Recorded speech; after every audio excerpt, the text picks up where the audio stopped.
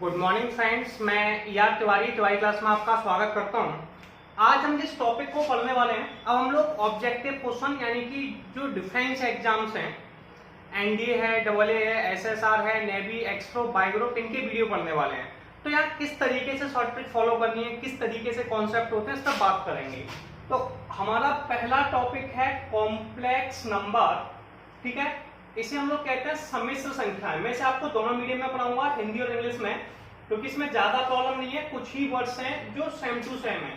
Complex number यानी कि सम्मिश्र संख्या है। पहला वर्ड ये उठता है यार कि कॉम्प्लेक्स नंबर होता क्या है। जैसे कि मैं एक नंबर राइट कर लेता हूं, z बराबर x प्लस के आयोटा y लिखा हुआ है। ठीक है, क्या हुआ, सबसे पहले एक चीज समझाता हूं। क्या हुआ, अगर कोई इसमें क्या होता है, दो टाइप के नंबर होते हैं, एक होता है रियल नंबर और एक होता है इमेजनरी नंबर। तो रियल और इमेजनरी नंबर को मिला के जो नंबर बनता है उसे हम लोग कॉम्प्लेक्स नंबर कहते हैं। रियल को वास्तविक कहते हैं, वास्तविक संख्या, और इमेजनरी को कहते हैं काल्पनिक संख्या। क्लियर है, रियल और इमेजनरी के कॉम्बिनेशन को हम लोग क्या कहते हैं, कॉम्प्लेक्स नंबर।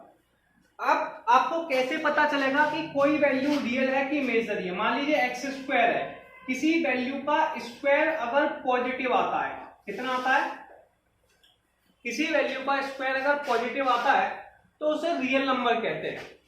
और अगर किसी वैल्यू का स्क्वायर, ऐसे एक्स स्क्वायर निकालना है, वो नेगेटिव आता है तो उसे इमेजनरी नंबर यानी कि काल्पनिक संख्या कहते हैं। एक आयोटा नाम के साइंटिस्ट आए। अब यहां बड़ा कंफ्यूजन था। कंफ्यूजन क्या था, जैसे कि मैंने कहा कि अंडरूट में -1 है। अब कई लोगों को एक कंफ्यूजन था कि इसका आंसर +1 होगा कि -1 होगा। तो इसे उन्होंने नॉट डिफाइन करते हुए इसे एक सिंबल राइट किया, इसे आयोटा कहते हैं। इसे आई से रिप्रेजेंट कर देते हैं और इसे इसका नाम होता है आयोटा। तो आयोटा की वैल्यू होती है अंडरूट में -1। कॉम्प्लेक्स नंबर में सबसे पहले आपको कुछ इंपोर्टेंट पॉइंट याद रखने हैं, जैसे आयोटा स्क्वायर। आयोटा स्क्वायर -1 के बराबर है, बिल्कुल बहुत इंपॉर्टेंट है, याद रखना है। ठीक है, दूसरी वैल्यू है आयोटा का क्यूब।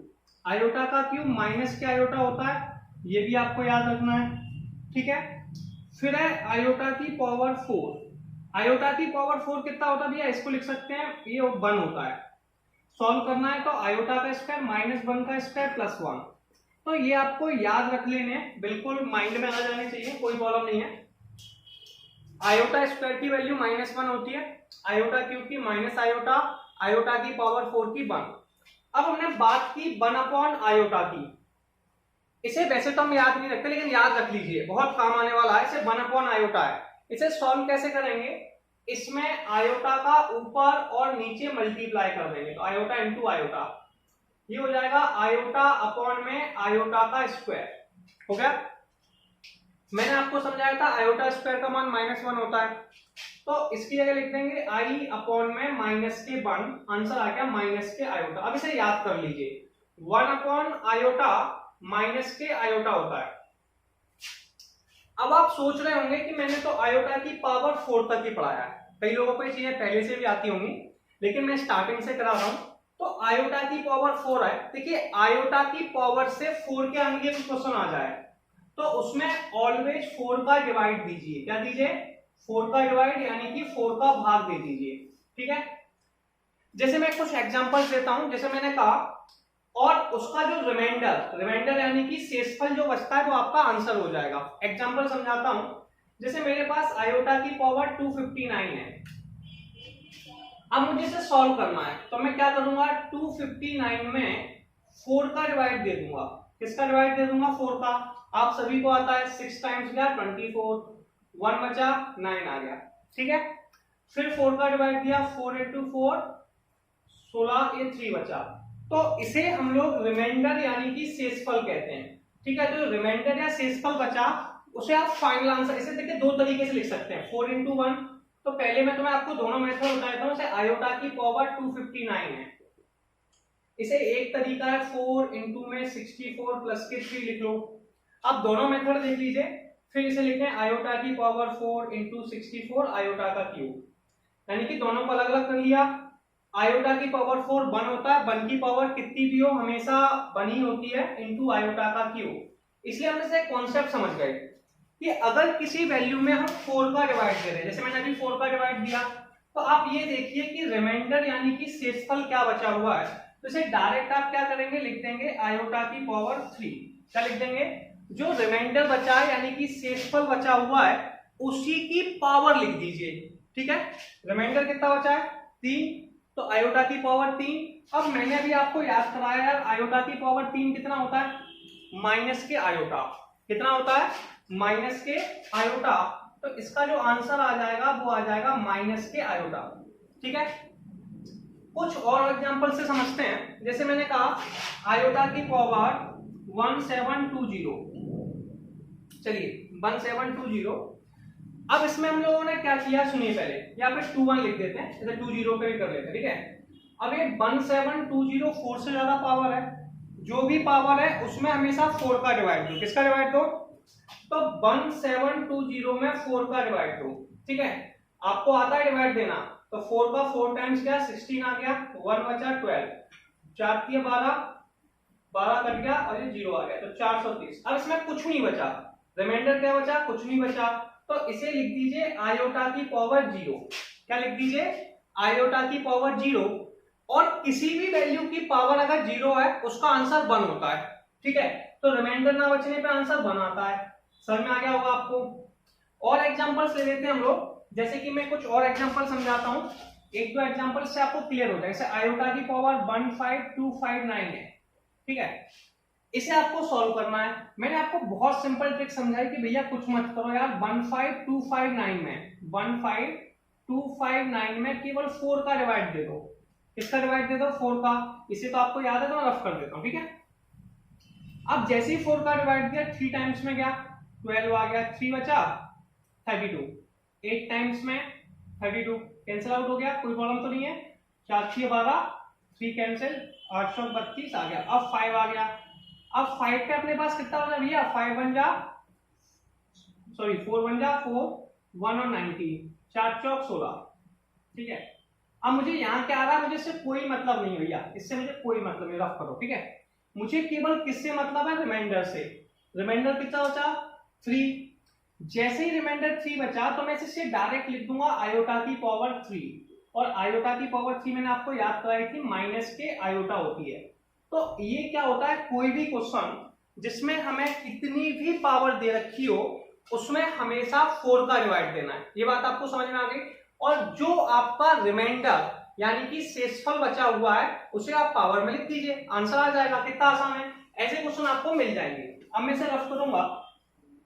जैसा कि मैं आपको बता रहा था कि हम जो टॉपिक पर डिस्कशन कर रहे हैं वो टॉपिक है हम लोगों का कॉम्प्लेक्स नंबर।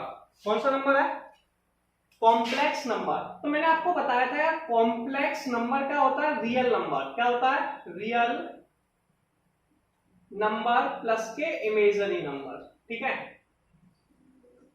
रियल नंबर को हम लोग कहते हैं वास्तविक भाग, क्या कहते हैं, वास्तविक, और इसे कहते हैं काल्पनिक।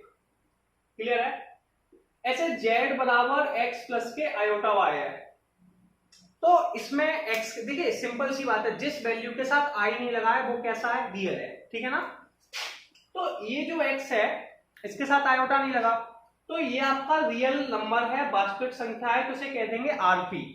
आरपी मतलब रियल पार्ट, वास्तविक भाग। ठीक है, इसके साथ आयोटा लगा है इसलिए इमेजनरी नंबर है, तो इसे कह देंगे आईपी यानी कि इमेजनरी पार्ट। तो दो भाग हो गए, रियल पार्ट और इमेजनरी पार्ट।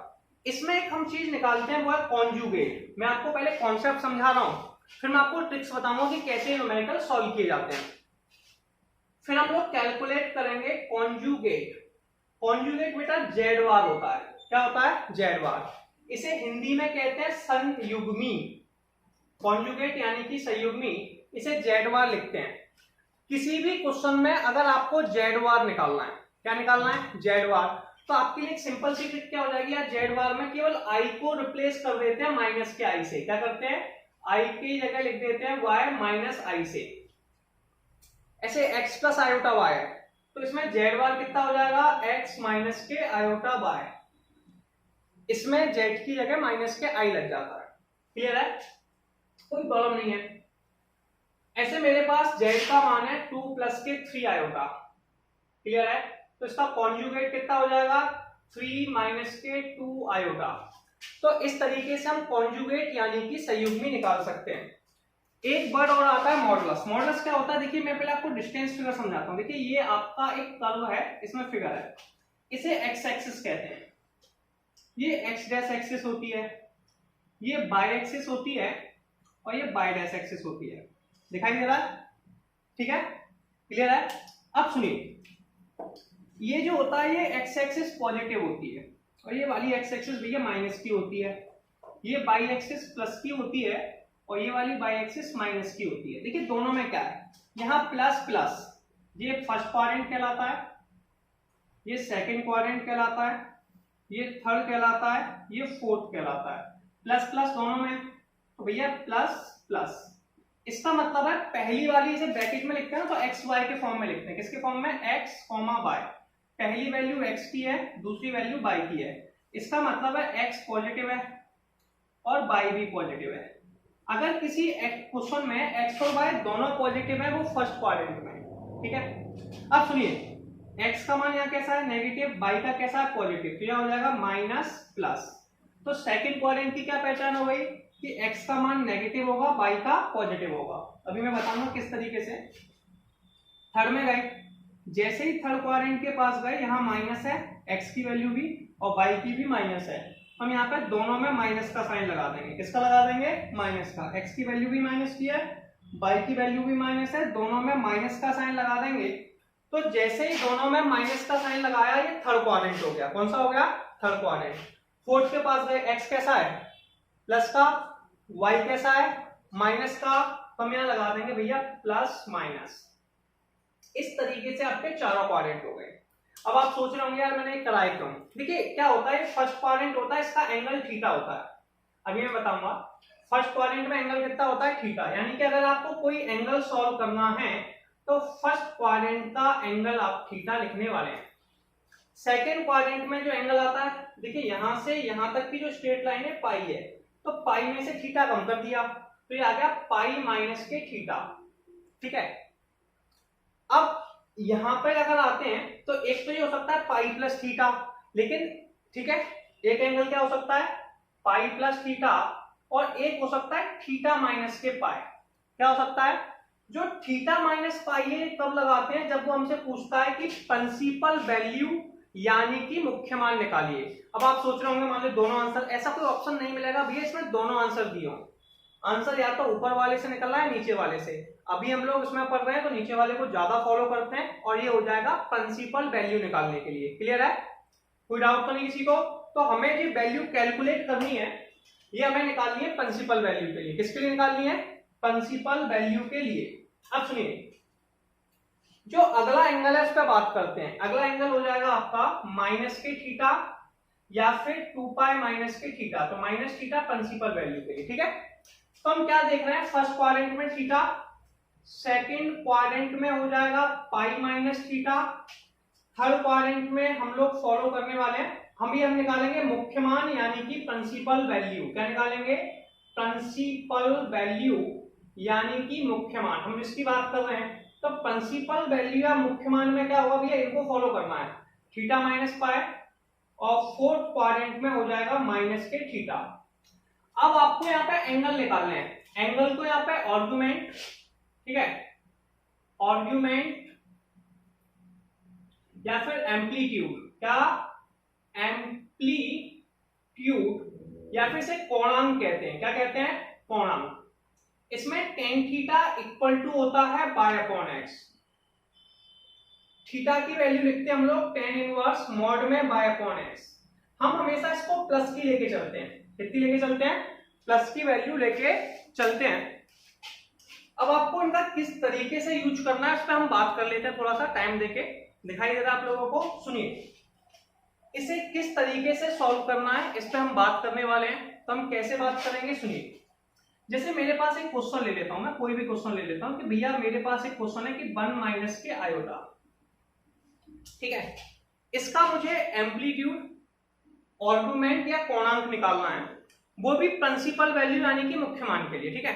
कोई सा भी फॉलो कर सकते हैं, उससे कोई प्रॉब्लम नहीं। अब सुनिए, इसे हम लोग कंपेयर करेंगे x प्लस के आयोटा y से। किससे करेंगे? x प्लस आयोटा y से।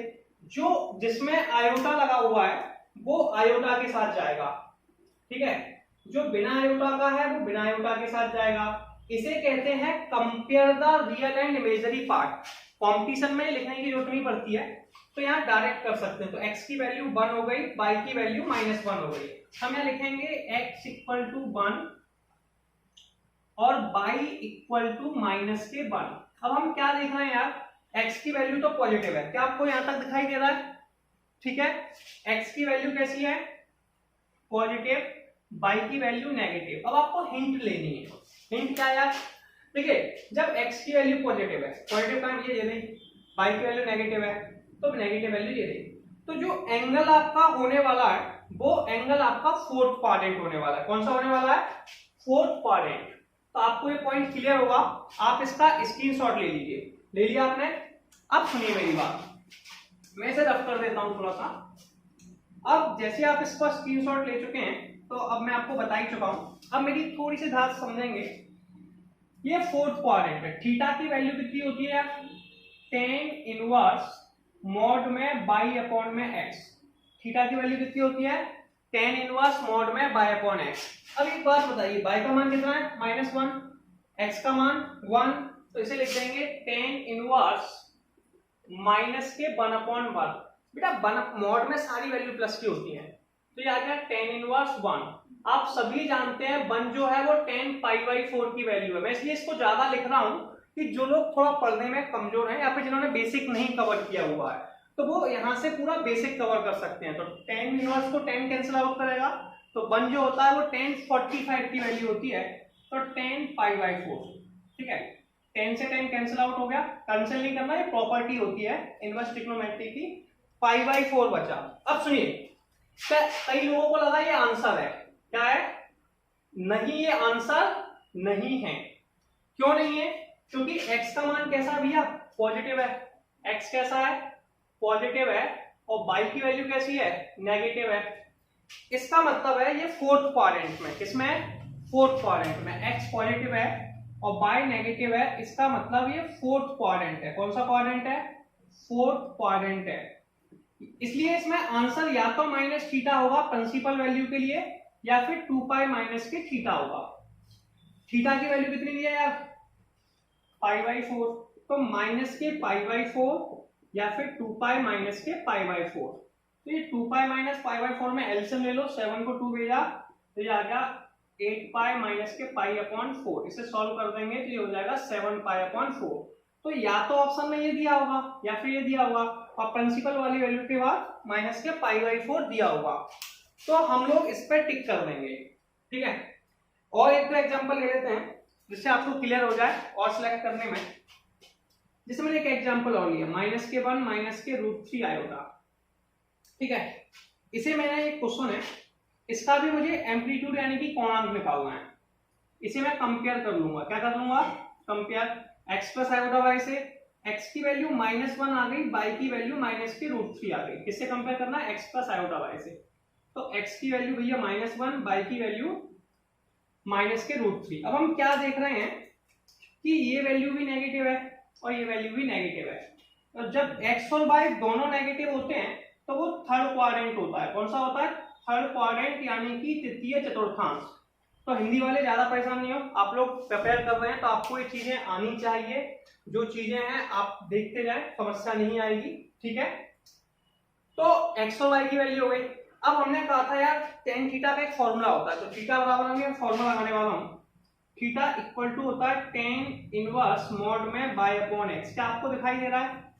ठीक है, अब सुनिए, मॉड में प्लस माइनस का तो कोई खेल ही नहीं है। tan इनवर्स मॉड में -3 अपॉन में -1, tan इनवर्स √3। अब अपने पास √3 को सॉल्व करना है। किसको सॉल्व करना है? √3 को। तो √3 अपन जानते हैं किसकी वैल्यू होती है? tan 60 की। रफ कर दिया, कोई प्रॉब्लम नहीं है, आपको तो याद हो गया होगा। अब √3 होती है tan 60 की वैल्यू, तो हम यहाँ लिख देंगे tan इनवर्स tan 60 या tan π/3। tan से tan कैंसिल आउट हो गया, π/3 आ गया। ठीक है, जैसे ये π/3 आ गया, कितना आ गया π/3। अब ये आंसर नहीं है लेकिन, ठीक है, इसे हम टिक नहीं कर सकते। क्यों नहीं कर सकते भैया? x भी नेगेटिव था, y भी नेगेटिव था, तो ऑब्जेक्टिव में जाना है, 4 ऑप्शन होंगे। अभी मैं ऑप्शंस नहीं लिख रहा, डायरेक्ट आपको समझा रहा हूं कि कैसे प्रोसेस आपको फॉलो करनी है। क्लियर है? तो नेगेटिव है यानी कि थर्ड क्वाड्रेंट में, किसमें? थर्ड क्वाड्रेंट में। तो इसका आंसर हो जाएगा थीटा माइनस के पाई। कितना हो जाएगा? थीटा माइनस के पाई या फिर पाई प्लस थीटा। तो थीटा का मान कितना भैया? π/3 माइनस के पाई, या फिर हो जाएगा पाई प्लस के π/3 वैसे, ठीक है। इसको एलसीएम ले लेंगे, 2π/3 माइनस के, और ये आ जाएगा 4π/3। इनमें से कोई एक आंसर होगा। अगर दोनों आंसर दिए प्रिंसिपल वैल्यू तो आप इस आंसर को टिक करें। समझ में आ गया? तो ये आपका सेकंड मेथड है, आपको इसे फॉलो करना है। क्लियर है? यहाँ तक कोई डाउट नहीं? स्क्रीनशॉट लीजिए और इसका समझना चाहेंगे और क्वेश्चन कुछ और चीजें क्लियर करते हैं। जैसे कि मेरे पास एक एग्जांपल लेता हूं, x प्लस के आयोटा y है। अब मुझे इसे सॉल्व करना है, कुछ ट्रिक्स बताऊंगा कि कैसे सॉल्व किया जाता है। तो इसे सॉल्व करने के लिए आप एक सिंपल सी स्टेप फॉलो कर लेंगे भैया। इसमें से क्या करो यार, x प्लस आयोटा y, दोनों में से आयोटा कॉमन ले लो। आयोटा कॉमन लिया तो ये हो गया x अपॉन आयोटा। कॉमन लेने का मतलब है दोनों में डिवाइड दे देंगे, x में डिवाइड किया x अपॉन आयोटा, y में दिया y। मैं पूरी प्रोसेस बता रहा हूं भैया कैसे की जाती है। अभी मैंने आपको बताया था, थोड़ी देर पहले लिखाया भी था कि 1 अपॉन आयोटा की वैल्यू, 1 अपॉन आयोटा की वैल्यू माइनस के आयोटा होती है। कितनी होती है? माइनस के आयोटा होती है। तो हम क्या करेंगे, इस 1 अपॉन आयोटा को क्या लिख देंगे? i माइनस के x आयोटा प्लस के y। हम एक चीज समझ गए कि x प्लस आयोटा y को हम लिख सकते हैं आयोटा y माइनस के ix। क्लियर है? ये आप रखिए, याद रखिए, आपके काम आएगी आगे चल के। ऐसे मेरे पास एक x माइनस के आयोटा y है। कितनी है? x माइनस के आयोटा y है। इसमें से भी हम आयोटा को कॉमन ले लें। किसको ले लें? आयोटा को कॉमन ले लें। तो जैसे ही कॉमन लिया, ये होगा x अपॉन i माइनस के y। 1 अपॉन आयोटा की वैल्यू माइनस के i होती है, बताई था मैंने आपको, ठीक है। तो ये हो जाएगा आयोटा माइनस के आयोटा x माइनस के y। दिखाई दे रहा है? दिखाई दे रहा है आप लोगों को? अब सुनिए, दोनों में से माइनस का साइन कॉमन ले लीजिए। दोनों में से माइनस का साइन कॉमन ले लीजिए।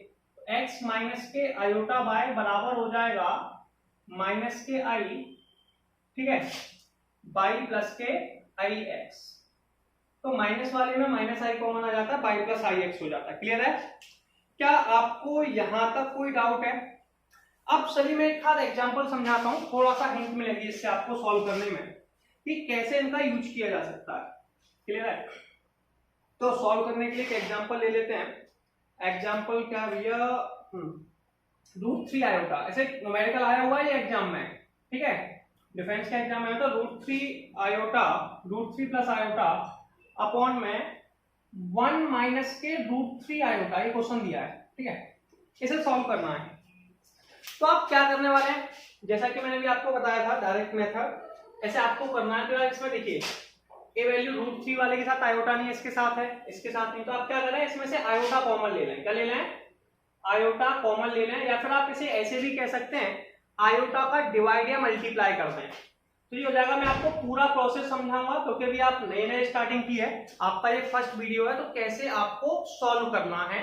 तो अपन कॉन्सेप्चुअल भी बात करेंगे और शॉर्ट में भी बात करेंगे। तो पहले थोड़ा डिटेल में समझ लें कैसे प्रोसेस की जाती है, फिर आपको जल्दी जल्दी अपन करते चलेंगे, ठीक है। प्लस के 1 अपॉन 1 माइनस के √3 आयोटा, ठीक है। 1 अपॉन आयोटा की वैल्यू कितनी होती है? क्या बताया था? 1 अपॉन आयोटा माइनस आयोटा के बराबर होता है, इसीलिए मैं आपको याद करने की बोल रहा था। 1 अपॉन आयोटा किसके बराबर होता है? माइनस के आयोटा के बराबर होता है। तो इसे लिख देंगे आयोटा माइनस के आयोटा √3 प्लस के 1। और दिखने में क्या यार, ये दोनों वैल्यू एक जैसी हैं, दिख रही हैं? 1 माइनस के i√3, 1 माइनस के i√3 दोनों कैंसिल आउट हो गए, क्या बचा? आयोटा। ये आंसर हो गया। अब हम लोग डिस्टेंस की बात करेंगे। एक होता है z बराबर x प्लस i y होता है। एक इसका मॉडुलस निकालते हैं। मॉडुलस यानी कि इसके बीच की डिस्टेंस, इसे मॉडुलस या मापांक कहते हैं। क्या कहते हैं? मॉडुलस या फिर मापांक। तो कैसे निकालते हैं सुनिए। ये मॉडुलस का फॉर्मूला क्या होता है उस पर बात कर लेते हैं। x यहाँ पर रियल पार्ट है, कैसा है बेटा, रियल पार्ट, y यहाँ पे इमेजरी पार्ट है, ये रियल पार्ट है, ये इमेजरी पार्ट है। तो मॉडुलस होता है रियल पार्ट का स्क्वायर प्लस के इमेजरी पार्ट का होल स्क्वायर।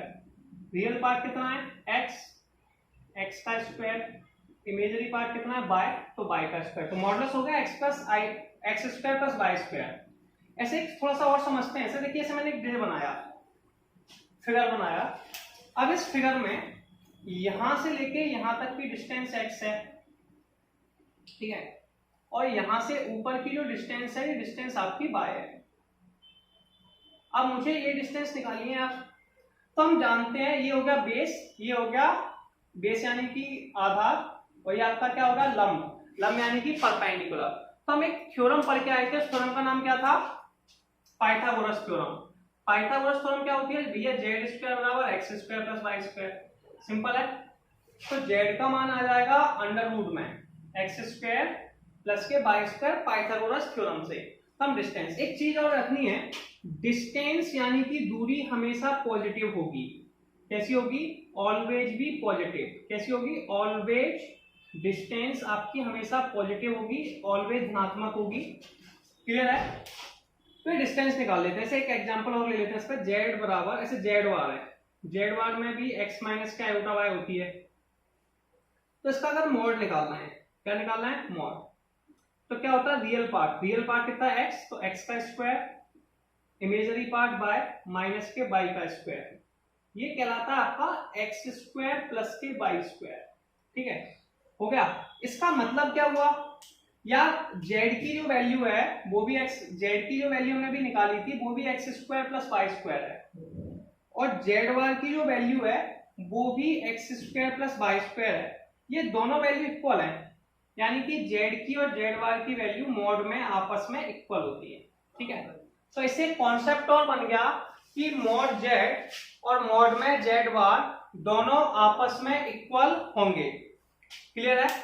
तो सबसे पहले आप यहां तक क्लियर कर लेंगे, स्क्रीनशॉट लेंगे, फिर मैं आपको आगे की प्रोसेस क्लियर कराने वाला हूं। अब हम लोग आगे चलेंगे कि आगे क्वेश्चन क्या लिखा हुआ है।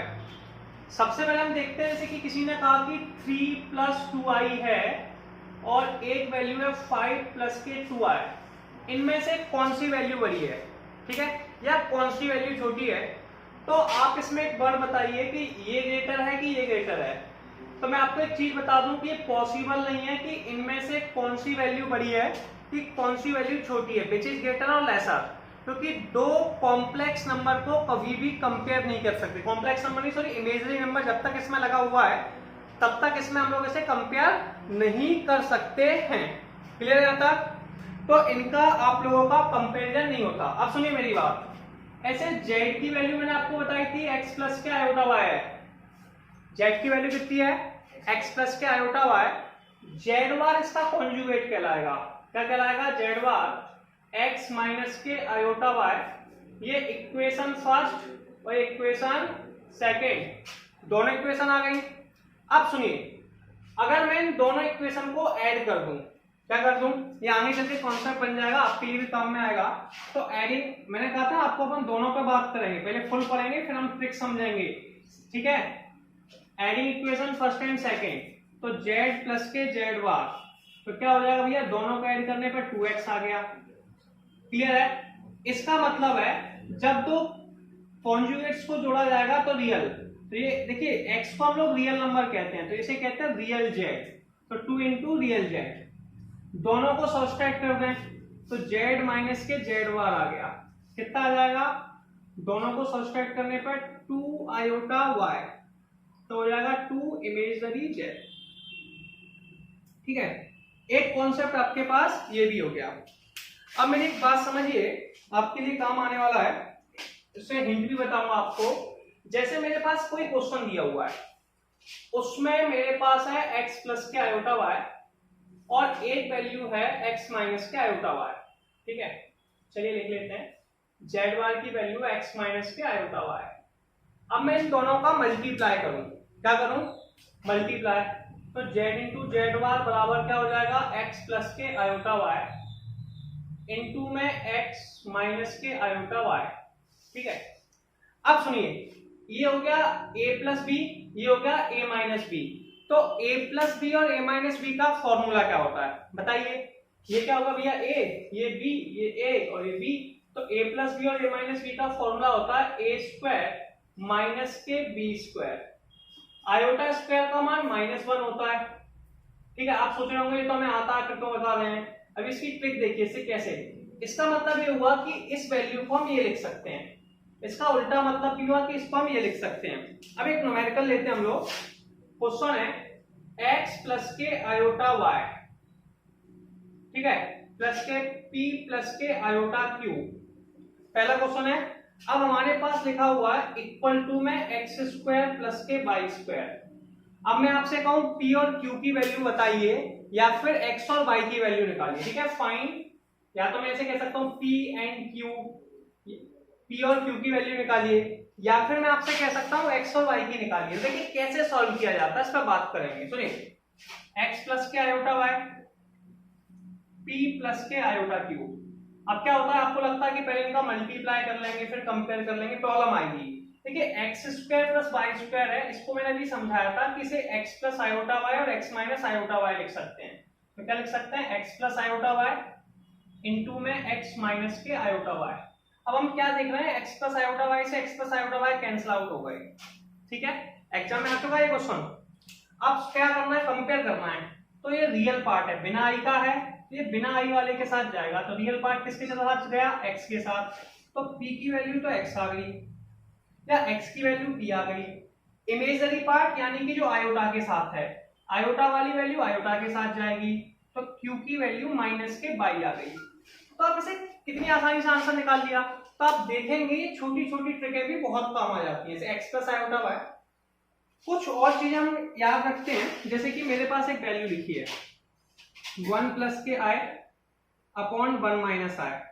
अब ऐसी वैल्यू को हम सॉल्व करते हैं तो पहले हम हेल्प लेते हैं वेस्लाइजेशन, यानी कि हल्का परमेयीकरण। नाम सुना ही होगा, वेस्लाइजेशन या हल्का परमेयीकरण। कैसे करते हैं? नीचे माइनस का साइन लगाए, किसका साइन लगाए? माइनस का। तो प्लस के साइन के साथ करेंगे, तो 1 प्लस के आयोटा 1 प्लस के आयोटा, क्लियर है? मल्टीप्लाई करेंगे 1 प्लस आयोटा 1 प्लस आयोटा, तो ये हो जाएगा a plus B, A plus B, A plus B का स्क्वायर 1 का स्क्वायर आयोटा का स्क्वायर प्लस के 2 आए, और ये नीचे वाली हो गई 1 माइनस के आयोटा का square a minus B, A plus B. a minus B, A plus B का फॉर्मूला होता है a square minus B square, यानी कि 1 का स्क्वायर माइनस के आयोटा का स्क्वायर। हम सब लोग जानते हैं यार आयोटा स्क्वायर का मान -1 होता है। क्या आपको स्क्रीन से दिखाई दे रहा है? ठीक है, अब सुनिए, ये वाला 1 तो ये 1 ही है। इस आयोटा स्क्वायर का मान कितना है? -1 प्लस के 2 आए, 1 माइनस माइनस के 1 से 1 कैंसिल आउट हो गए, 2i अपॉन में 2, आंसर बचा i। अब आप कहोगे इतना सॉल्व कर रहे हैं, सुनिए एक ट्रिक बनाते हैं इससे, छोटी सी आपके काम आएगी। ऐसे 1 प्लस आई अपॉन में 1 माइनस आई था, जब ऐसा है तो और यहाँ पे प्लस आई लिखा था, क्या लिखा था? प्लस आई, तो इसका आंसर प्लस आई आ गया। ठीक है, याद रख लेंगे, कोई प्रॉब्लम तो नहीं है। अब मैंने दूसरा लिखा उल्टा कर दिया, 1 माइनस आई अपॉन में 1 प्लस आई है, तो इसमें क्या है? यहाँ पर माइनस आई है, तो इसका आंसर माइनस आई आएगा, जो आपको आगे चल के स्पीड, मैंने सॉल्व कर चुका हूँ, आप सॉल्व करके देख सकते हैं, जो आपको आगे स्पीड देने में बहुत हेल्प करेगा। अगर कोई वैल्यू है 1 प्लस आई अपॉन में 1 माइनस आई, तो प्लस आई है तो ऊपर प्लस आई आ जाएगा, 1 माइनस आई अपॉन में 1 प्लस आई तो ऊपर माइनस आई आ जाएगा। आप यहां तक स्क्रीनशॉट ले लीजिए।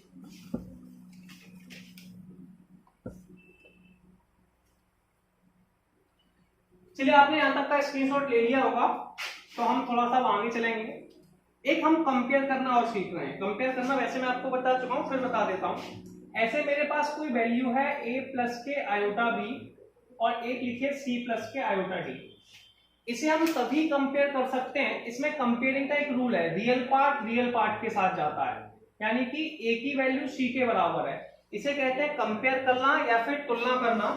इसे और भी हम समझा सकते हैं कि compare the real and imagery part, या वास्तविक और काल्पनिक भागों की तुलना करने पर। ठीक है, ऐसे इमेजरी पार्ट है आई वाला, तो आई वाला आई के साथ जाता, सिंपल सा है, आई वाला आई वाले के साथ, बिना आई वाला बिना आई वाले के साथ, ठीक है। तो बी किसके बराबर है, आई को यहाँ आयोटा कहते हैं, मैं कई बार आई भूल जाता हूँ, आप परेशान ना हो, ठीक है। तो बी को डी से कंपेयर कर लिया, इसे कहते हैं compare the real and imagery part. कुछ कॉन्जुगेट्स की हम प्रॉपर्टीज पढ़ेंगे, जैसे कि हमारे पास Z1 प्लस Z2 का कंप्लीट कॉन्जुगेट दे रखा है, तो हम इसे अगर दोनों का सम के बराबर होता है, Z का कॉन्जुगेट प्लस Z2 के कॉन्जुगेट के, दोनों के कॉन्जुगेट के सम के बराबर होता है। ये सेम प्रॉपर्टी माइनस में भी फॉलो होती है, किसमें भी होती है, माइनस में भी, Z1 माइनस के Z2 दोनों का कॉन्जुगेट, ठीक है, क्लियर है। यहाँ पे कॉन्जुगेट यानी कि आपके पास ये वैल्यू है, ऐसे ये डिवाइड में भी फॉलो होती है और मल्टीप्लिकेशंस में भी। अब सुनिए एक सबसे इंपॉर्टेंट कॉन्सेप्ट है, Z इंटू में Z बार मॉड Z का स्क्वायर होता है, ये एक प्रॉपर्टी है, इंपॉर्टेंट भी है और काम भी आती है। वैसे मैं आपको बता चुका हूँ Z का मान x प्लस आयोटा y होता है, ठीक है।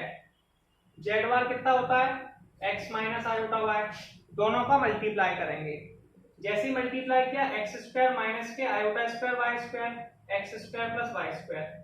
अब मॉड Z की बात कर लेते हैं, ठीक है, प्रूफ भी करके दिखा देते हैं।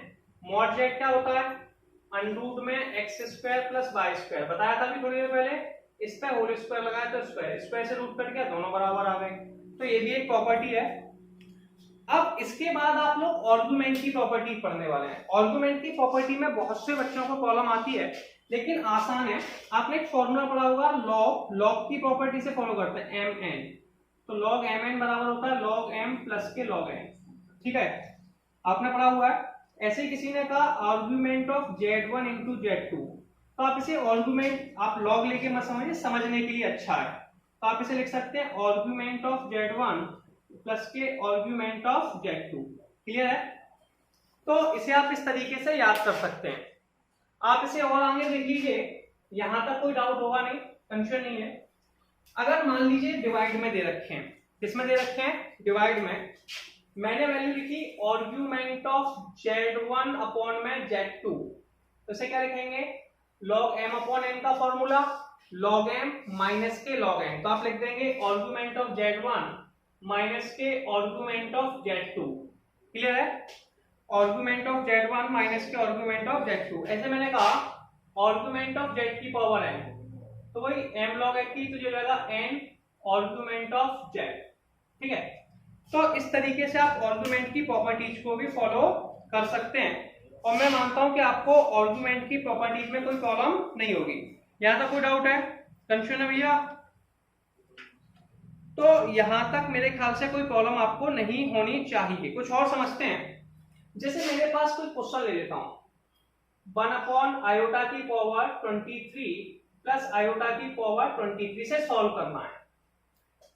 अब इसका कॉन्सेप्ट मैंने आपको समझाया था, आयोटा की पावर 23 है, अगर यहाँ पे कोई भी पावर 4 से ज्यादा है तो उसमें हमेशा 4 का डिवाइड दो, 5 बार में 20 आ गया, 3 बचा, तो हम और मैंने कहा था बस इसका जो आंसर होता है ना वो रिमाइंडर लिख दिया करो, क्या लिख दिया करो, रिमाइंडर, तो 3 है, तो इसे लिख देंगे 1 अपॉन आयोटा की पावर 3, और इसको भी लिख देंगे आयोटा की पावर 3, समझ में आ गया। अब हमने पढ़ा था कि आयोटा का क्यूब जो है वो माइनस आयोटा होता है, पढ़ा है कि नहीं, तो ये 1 अपॉन यानी कि 1 अपॉन माइनस के आयोटा, और ये भी माइनस के आयोटा, माइनस का साइन हम यहाँ भी लगा सकते हैं। और मैंने ये भी बताया था कि 1 अपॉन आई किसके बराबर होता है, माइनस के आई के बराबर होता है, तो 1 अपॉन आई किसके बराबर हो गया, माइनस के आई, तो minus minus I equal to minus I, answer हो गया 0, क्लियर है। तो हम क्या देख रहे हैं, 0 हो गया। अब एक चीज और बताता हूं मैं आपको, जैसे मेरे पास लिखा हुआ है iota, iota square, iota cube, iota की पावर 4, आयोटा तो आयोटा होता है, कोई प्रॉब्लम नहीं है, ठीक है, ये क्वेश्चन लिखा हुआ है, ये कॉन्सेप्ट भी है, आयोटा को आयोटा लेने देते हैं। आयोटा स्क्वायर का मान माइनस के 1 आता है, कितना आता है, माइनस के 1, आयोटा क्यूब का मान कितना आ जाएगा, माइनस के आयोटा, आयोटा की पावर 4 1 हो जाएगा, आयोटा से आयोटा कट जाएगा, +1 से -1 कट जाएगा, 0 आ गया। इसका मतलब क्या है, सुनिए, इसका पावर 1 थी, 1 2 3 4, ये ऐसे नंबर को हम लोग कंजुगेटिव नंबर कहते हैं, क्या कहते हैं, कंजुगेटिव नंबर यानी कि कंजुगेटिव नंबर। इसे हिंदी में कहते हैं क्रमागत संख्याएं। अगर किसी भी आयोटाओं के पास पावर में 4 क्रमागत संख्याएं हैं, क्या है, किसी भी क्वेश्चन में आपके पास 4 क्रमागत संख्याएं हैं, तो 4 क्रमागत संख्याओं का योग शून्य होता है। कितना होता है? 4 क्रमागत संख्याओं का योग शून्य होता है। जैसे कि फॉर एग्जांपल में एक दो क्वेश्चन और समझते हैं हम लोग, और ले लेते हैं। जैसे मैंने कहा, मैंने एक सिंपल सा एग्जांपल लिया इसमें, सिग्मा n इक्वल टू 1 से 25, ठीक है, आयोटा लिखा हुआ है, की पावर n लिखा है, ये क्वेश्चन है। इसका मतलब क्या होता है? सुनिए, इसका मतलब होता है जैसे 1 से स्टार्ट कर रहे हैं, इसका मतलब पहले n की जगह 1 लिखेंगे, ठीक है, i आ गया, फिर 2 लिखेंगे, स्क्वायर हो गया, 3 लिखेंगे, क्यूब आ गया, 4 लिखेंगे, 4 प्लस दैट आयोटा की पावर 25। अब ये 1 से स्टार्ट हो रहा है तो कोई प्रॉब्लम नहीं है, ठीक है। नहीं होता तो क्या करते, 1 से बना लेते, 1 जोड़ देते, घटा देते, कोई प्रॉब्लम नहीं है। अब आप कुछ मत कीजिए, 25 नंबर्स हैं। कितने नंबर्स हैं? 1 से लेके 25 तक 25 नंबर्स हो गए, क्लियर है। अब आप ऐसे स्टार्टिंग के 4 नंबर ही हो गए, 4, फिर अगले 4 दूनी 8 होते हैं, पहले बार के 4 नंबर, दूसरी बार में 8, फिर 12, फिर 16, फिर 20, फिर 24, फिर 25। तो देखिए 4 जो नंबर है इनका आंसर 0, अगले 4 का 0, नेक्स्ट 4 का 0, अगले 16 0, ऐसे 0 0, तो 25 बचा। तो आई की पावर कितना बचा? 25। इसमें 25 में मैंने कहा था अगर पावर आपकी 4 से ज्यादा है तो 4 का डिवाइड दे दो, तो ये बचा आयोटा की पावर 1 यानी कि आयोटा, ठीक है। आप दे सकते हैं, रिमाइंडर बचेगा, वही आंसर है। 4 का डिवाइड दिया, 6 टाइम में 24, 1 बचा, ठीक है, रिमाइंडर को लिख दिया। आप ऐसे भी समझ सकते थे, ऐसे यार 1 है तो आप क्या कर सकते हैं, 25 में 4 का डिवाइड दे देंगे। तो जैसे आपने डिवाइड दिया, या तो आप ऐसे कर सकते हैं ये 4 वैल्यू का पेयर बना के। तो आपको एक कॉन्सेप्ट बड़ा इंपॉर्टेंट है कि सम ऑफ 4 कॉन्जुगेटिव नंबर, यानी कि 4 क्रमागत संख्याओं का योग शून्य होता है, क्लियर है। कोई समस्या किसी को? प्रॉब्लम तो नहीं है। चलिए और देखते हैं। जैसे मेरे पास एक क्वेश्चन और लिखता हूं, आयोटा का स्क्वायर, आयोटा की पावर 4, आयोटा की पावर 6 अपॉन आयोटा का की पावर 4, आयोटा की पावर 6, आयोटा की पावर 8। अब ये वैल्यू है, इसे सॉल्व करना है, ठीक है, या और एक दो वैल्यू और लिख ले, कोई प्रॉब्लम नहीं है। इसके सॉल्व करने के 2 मेथड हैं। देखिए ये आयोटा स्क्वायर है, ये आयोटा की पावर 4 है, दोनों में 2 का डिफरेंस है। कितने का? 2 का। इन दोनों में कितने का डिफरेंस है? 2 का। इन दोनों में 2 का। तो इन सब में 2 का डिफरेंस है। तो आप बड़ी वैल्यू कौन है? नीचे, तो बड़ी वैल्यू नीचे है, तो नीचे से i की पावर 2 कॉमन ले लीजिए, ठीक है।